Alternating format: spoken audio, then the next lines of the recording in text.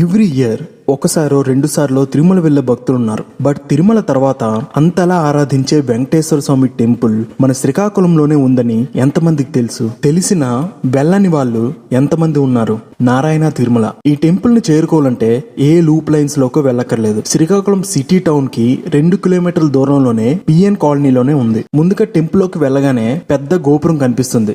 అది దాటగానే అతి పెద్ద గరుత్మంతుడి విగ్రహం కనిపిస్తుంది. ఆ వెనకే వెంకటేశ్వర స్వామి వారి విశ్వరూప దర్శనం తలపించే విగ్రహం కనిపిస్తుంది. 10 నిమిషాలు అలా కళ్ళార్పకుండా చూస్తూ ఉండిపోవచ్చు. టెంపుల్లోకి వెళ్ళాక దేవతా శిల్పాలు, విష్ణుమూర్తి దశావతారాలు, అష్టలక్ష్మి విగ్రహాలు మనకి కనిపిస్తాయి. వాటి అన్నింటికి మధ్యలో గర్భగుడిలో వెంకటేశ్వర స్వామి దర్శనం కలుగుతుంది. దేవాలయం పక్కనే అతి పెద్ద కళామండపం ఉంటుంది. పక్కనే అతి పెద్ద ఆంజనేయ స్వామి స్టాచ్యూ కూడా ఉంటుంది. ఇలాంటి ఆర్కిటెక్చర్ తో మన శ్రీకాకుళంలో నిర్మించిన ఈ టెంపుల్ ని ఎంతమంది విజిట్ చేశారో మీ ఎక్స్పీరియన్స్ ని కామెంట్స్ లో చెప్పండి.